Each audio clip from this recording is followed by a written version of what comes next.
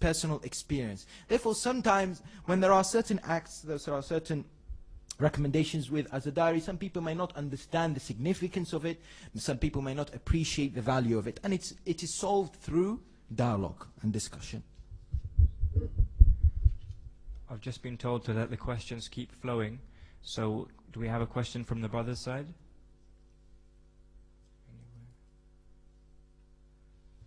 Brothers, please use this opportunity in a nice informal environment and make maximum use of the speakers that we have this evening. Do you have a question? Yeah. Assalamu alaikum. Sayyidina, you mentioned that, for example, in the Indo-Pak culture, there's a different way to do the musibah compared to the Arab way. Yes. And in the same way we see in the Latmiya and the Matam, there's a big difference in the way, the tone, the melody, or whatever. Sure.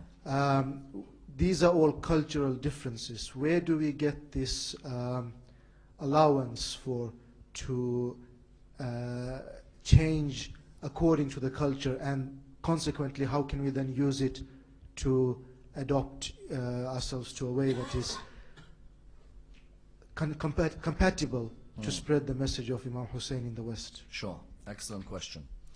Islam has no problem with culture whatsoever. It's as if religion is the silver lining that surrounds culture. And you'll find in the development of the religion, Rasulullah noticed there were certain cultural practices which shouldn't be changed. As in, we know our Holy Prophet came with a revelation.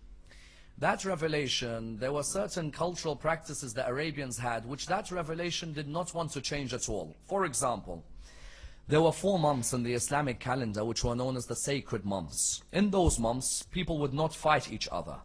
Which 4 months? Muharram, Rajab, Dhul Qa'dah and Dhul Hijjah.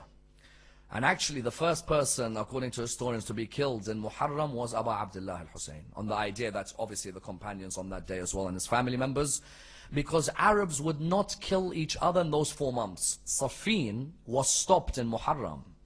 Because you know, Safin, they say, began from Dhul Qa'dah, Dhul Hijjah. Muharram, it stopped, it resumed in Safar. The reason Safin stopped in Muharram was the hope that the old Arabian culture of no fighting would resume and would bring about a peaceful settlement. Likewise, we find with our Holy Prophet, he allowed that act of culture to stay within the religion. He said there's no problem because this actually may bring more peace for the people of the area. Let me give you another act.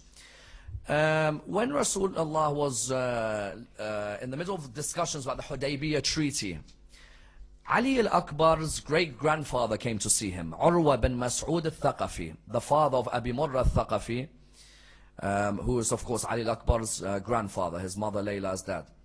Urwa bin Mas'ud al-Thaqafi, when he came to meet Rasulullah, Banu Thaqif had a particular way of saying Sallam O Alaykom to you. Anybody know what the way was? Banu Thaqif, how would they say Salamun Alaykum? Yes. Yeah, they'd pull your beard and they'd put their knee in your lap. Imagine we said Salamu Alaykum to each other like that. So they would pull the beard. So he came and Rasulullah was sitting down and he came to Rasulullah and said, Salamu Alaykum. Rasulullah said, Wa Alaykum Assalam. Mughira bin Shu'bah was sitting down. Mughira bin Shu'bah, Urwa bin Mas'ud is his uncle. So Mughira bin Shu'bah straight away said, how dare you do that to Rasulullah? Urwa turned around and said, is that Mughira discussing with me about how to be good? My own nephew? Then Rasulullah said to Mughira, Mughira, calm down. That's their culture and there's no problem with it. Because their culture doesn't go outside our Sharia. As in within the Sharia, does it say it's haram for you to pull someone's beard when you say Salamu Alaykum?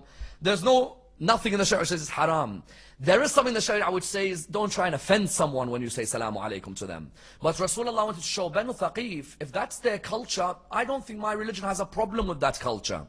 Then there were other things in the Arabian culture Rasulullah said no to. Burying the female alive. That's a cultural practice. It goes outside the boundaries of Sharia. It's not allowed.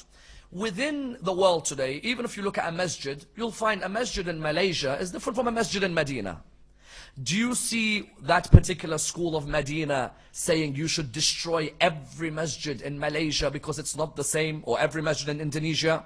Because those of you who've been to those countries, you've seen the mosques are a bit different in their architecture to the ones in Medina. But the purpose is still the same, worshipping Allah subhanahu wa ta'ala. So that cultural practice of building a mosque like that, as long as the purpose is the same and it doesn't go against the Sharia, there's no problem.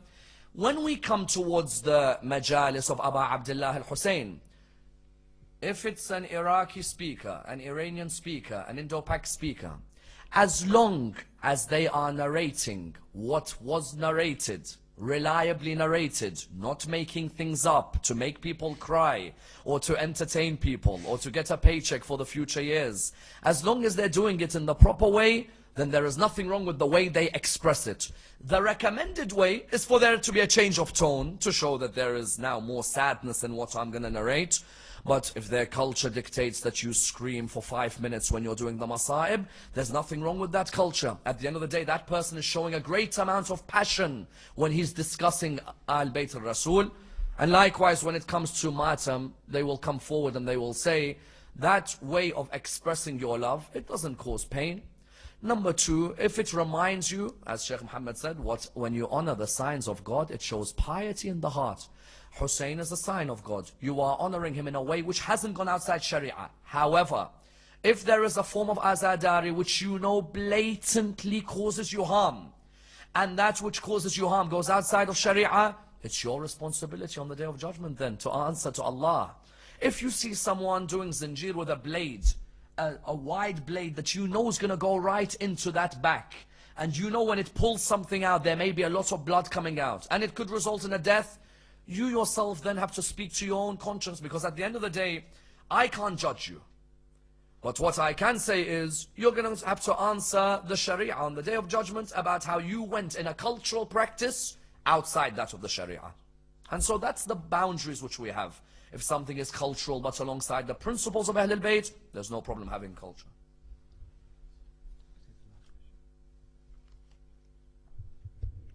Thank you for your question. I can see the person in front of me is just about to sleep. So we'll finish with this question for Sayyid Ammar. It says, how do we overcome the questions posed by Ahlus Sunnah about not grieving for more than 3 days or 40 days using Hadith and Quran? 3 answers. Number one, when Abu Talib and Khadija died, Rasulullah said it's the year of grief. I think a year is more than 3 days. It's about 362 more. So that's a sign that the grieving period has to be longer, because as you know, the year was called Amil Huzn. Amil Huzn. 1 year of grieving. Huzn means grief. So Rasulullah here in this way makes it abundantly clear that you should grieve for that period. Likewise, we find another of the answers is that Yaqub, I think, cried for more than 3 days for his son Yusuf. Actually, he cried for a number of years for his son Yusuf. Again, if such a practice is condemned, then that's not allowed at all. Likewise, there's other answers which I gave if you want, because obviously then you've got to answer our brothers from their books. As I said, Na'ila, wife of Uthman bin Affan, 1 year after Uthman died, she was still crying about her husband. If that practice was condemned, then the companions of Rasulullah at the time would have condemned her action and would have said you can't grieve for more than 3 days. But the fact that a year afterwards she still walks on the streets remembering Uthman goes to show you that it was a practice which was not condemned at the time. Hassan, before I hand back to our MC for this evening, please join me in prayers to Allah subhanahu wa ta'ala to grant tawfiq and strength to our speakers to continue to serve in the way of Islam, inshaAllah.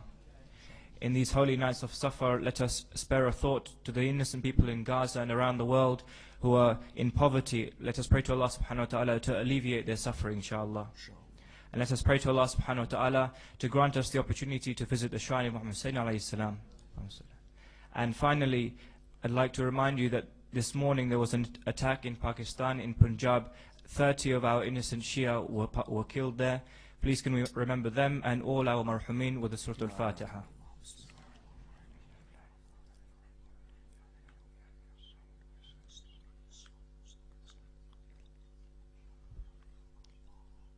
وآخر الدعوانا الحمد لله رب العالمين.